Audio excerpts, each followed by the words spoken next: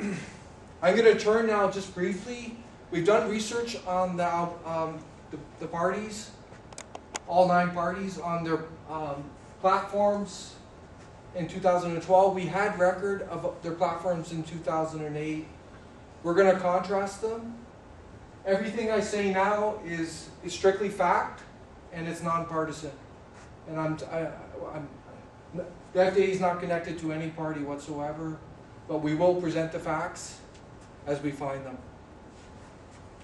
them. Interesting enough, the Alberta Party and the Alberta NDP are the only 2012 parties to propose campaign expenditure limits.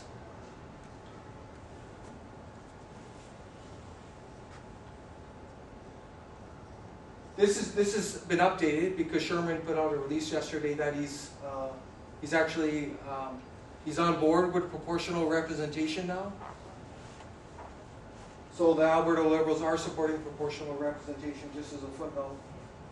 They have added free votes for MLAs, which like a lot of other parties have done.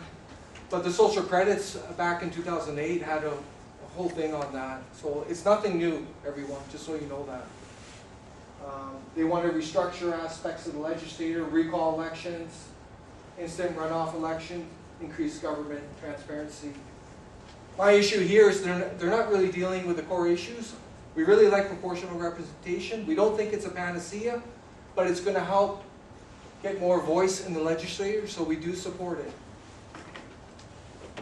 But they're not dealing with caps.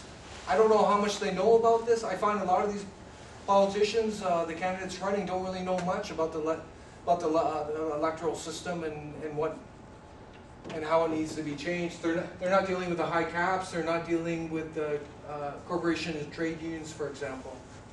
Next slide. The Alberta NDP, which is interesting, in 2008 when they ran, in 2012, in both years they had a policy of banning corporations and trade unions from making electoral contributions. They're the only party that has that in their platform. Also, as mentioned with the Alberta Party, they have a limit on campaign expenditures. The FDA supports both of these initiatives. It should be noted that the campaign expenditure limit is a new policy of the NDP. It wasn't present in 2008.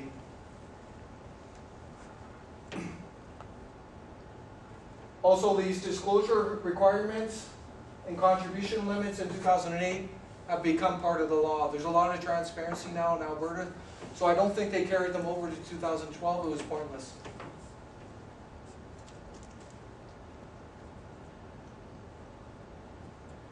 And the Alberta NDP now supports proportional representation. We didn't find evidence that they supported in 2008, so they're on board with that as well. The social credit has a fairly comprehensive of reform of the legislature. I don't find we didn't find evidence that they deal with the structural concerns we have, like campaign expenditure limits, the high caps, inclusion of corporation and trade unions.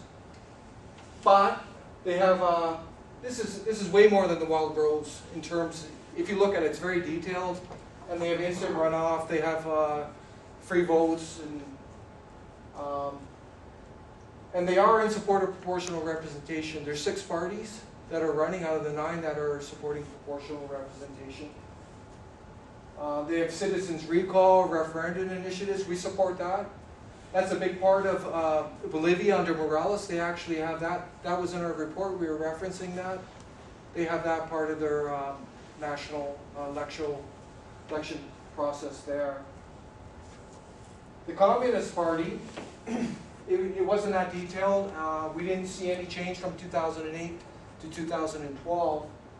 Interesting enough, it's the only Alberta party that has party subsidies to help create an equal playing field.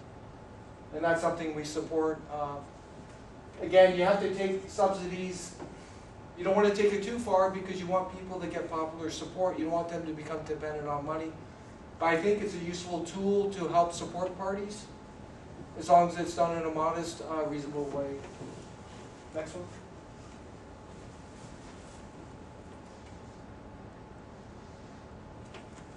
The Evergreen Party supports proportional representation. And this is interesting here. We find this is something we support about the legislators. They support seats on committees based on popular support, and that's something we think the legislators should move to. Because right now it's dominated by the premier, and the premier and the cabinet are dictating all the legislation. We don't think that should be the case. And we also, another initiative that we think would be good for the legislature is actually, when they do a vote, they should base it on popular support of that candidate. And they have to be over 50% threshold of popular support. We think that would make it more in the interest of the people. Because in the last election, a lot of people don't know this, there were 60% of the Alberta eligible population voters did not turn out. Only 40% did. Wild Rose and the PCs got about 23% of that 40% vote. That's it. You could argue overall, they only represented 23% of Albertans. Believe it or not. That's why we think this is important. And the Evergreen supports right of recall. And this is something new in 2012. And they support fixed election dates. These are just the main points. There's a few more details for these. We're only summarizing what we think are notable. The PC party, interesting enough, in 2008 and 2012, they did not have a democracy reform platform whatsoever. We could not find one. And in our opinion, they've been in power for 40 years, so they've had majority in the legislature each year for that. I guess in their eyes, it's working in their interests, the system, and they don't want to change it. That's only an assumption on my part.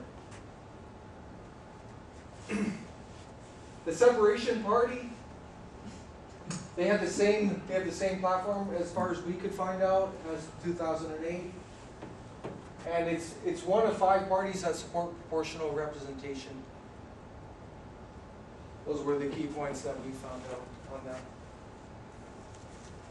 The Wild Rose Alliance Party, interestingly enough, in 2008, they supported a Citizens Assembly on proportional representation. Now in 2012, they don't support that initiative. They've actually dropped proportional representation out. As a footnote here, I have to be fair to the Wild Rose, is that they do allow referendums, but we have to be fair again that they did actually say they supported proportional representation. They were going to push some kind of initiative on it, but now they don't. So it's up to the people to go through the referendum process.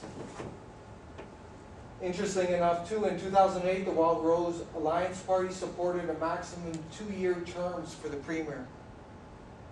Now in 2012, they have dropped that policy. I'm not going to assume anything there. I can read into that, but it would be merely assumption on my part. They've basically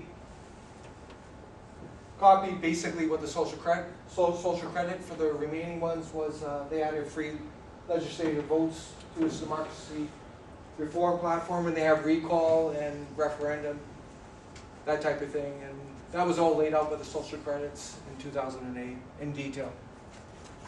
So those are all what we saw on the platforms. And Dale? These are some other things that, just overall, I'm going to wrap this up. But as mentioned, Alberta NDP is the only party to ban corporations and trade unions.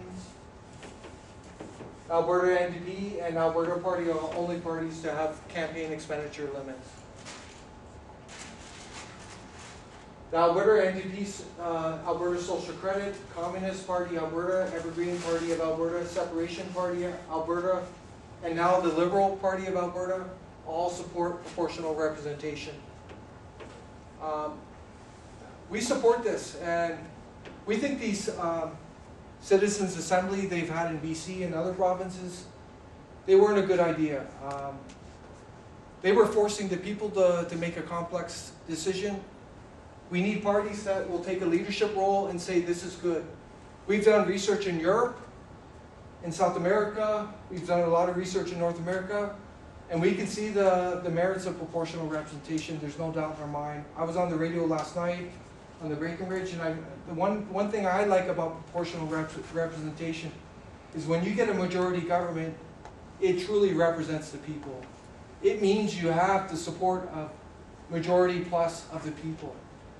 And I said on the radio, and this is nonpartisan, the federal Conservatives, they got 39% of the vote in the 2011 election. Overall, they only got 24.3%. Yet they have a majority and so much power through the federal electoral system. That's where I don't think it's right. In my view, they don't represent even a majority of the population. So that's why I just don't think they should have that much power if they don't at least meet a basic threshold. That's just my opinion on that. We can open that up to discussion.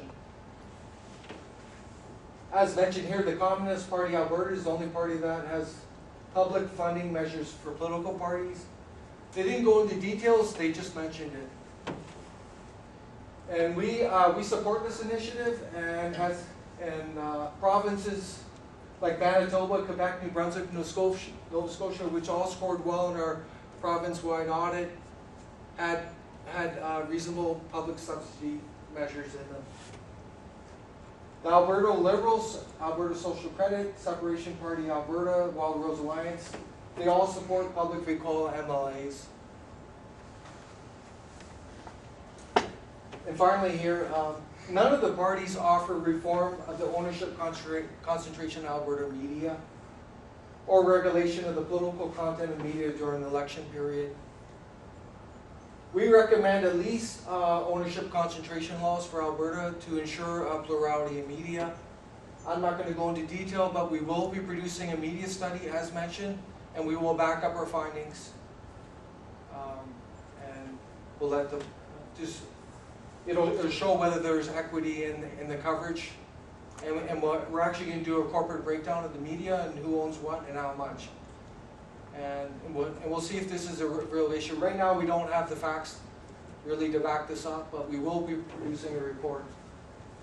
And it's going to be objective, and we're willing to accept whatever findings we get.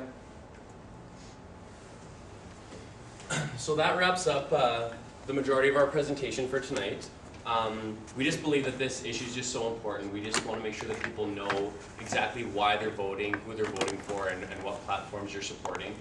I mean, in my opinion, there's bloodshed all over the world to make sure that people have, even a democratic vote in many countries around the world. And for us to have this opportunity, I just really think it's important for us to be able to know what we're using that vote for. So I'd like to open the floor up now to any questions to either myself or Stephen. And yeah, anything goes. So.